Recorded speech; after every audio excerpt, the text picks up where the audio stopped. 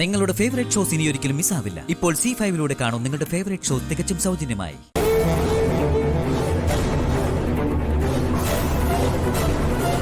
പേടിക്കണ്ട, വേദനിക്കില്ല.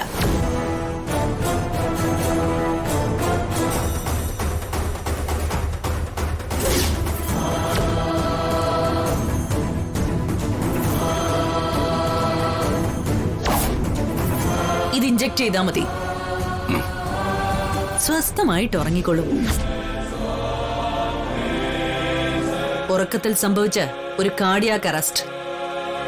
അങ്ങനെ വിശ്വസിച്ചോളും എല്ലാവരും. മറ്റുള്ളവർ സത്യം മനസ്സിലാക്കണമെങ്കിൽ പോസ്റ്റ്മോർട്ടം ചെയ്യണം. അതൊന്നും ഉണ്ടാവില്ല. അയ്യോ, എന്റെ ഗോപിയേട്ടന്റെ ശരീരം വെട്ടിമുറിക്കാൻ ഞാൻ സമ്മതിക്കില്ല. ഗോപിയേട്ട, ഞാൻ സമ്മതിക്കത്തില്ല. അപ്പൊ ചെകുത്താനെ മനസ്സിൽ പ്രാർത്ഥിച്ച് ഐശ്വര്യമായിട്ട് തുടങ്ങിക്കോ.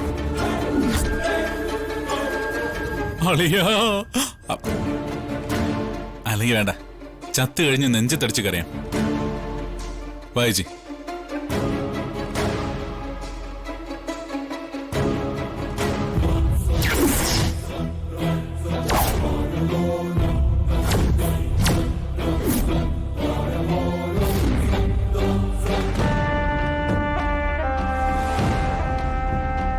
ചേച്ചി, ഇപ്പോഴാ ഒരു മനസമാധാനമായത്. അളിയനെ മനസമാധാനത്തോടെ പറഞ്ഞയക്കാൻ പറ്റിയല്ലോ. സമാധാനപ്പെടാൻ വരട്ടെ പ്രതാപ. അത് സയനൈഡ് അല്ല, സ്ലോ പോയിസൺ ആയിട്ടുള്ള ഒരു മരുന്നാണ്. വക്കീലിനെ ഒന്നുകൂടെ നീ വിളിക്കണം. നീ എന്റെ ഫോണിങ് എടുത്തേ.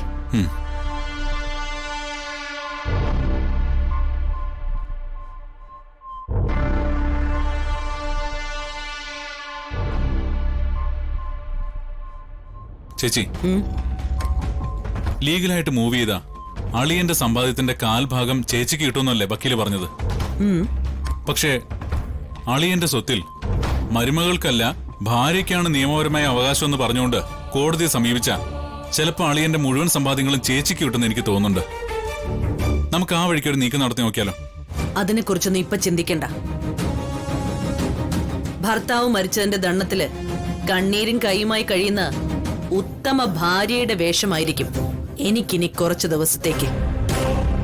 എന്റെ ഗോപിയേട്ടൻ പോയേ എന്ന് പറഞ്ഞ് നെഞ്ചത്തടിച്ച് നിലവിളിക്കുമ്പോ സ്വത്തിനെ കുറിച്ചൊന്നും ചിന്തിക്കാനേ പാടില്ല.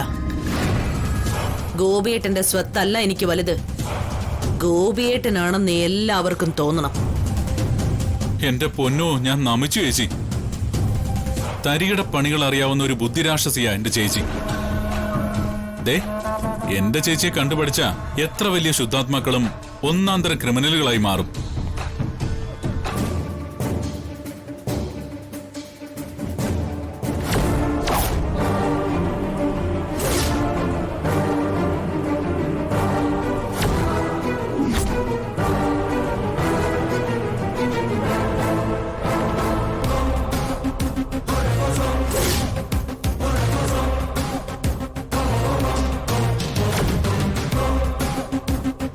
ഡൗൺലോഡ് ചെയ്യൂ C5 ആപ്പ്. കാണൂ എല്ലാ എപ്പിസോഡുകളും സൗജന്യമായി.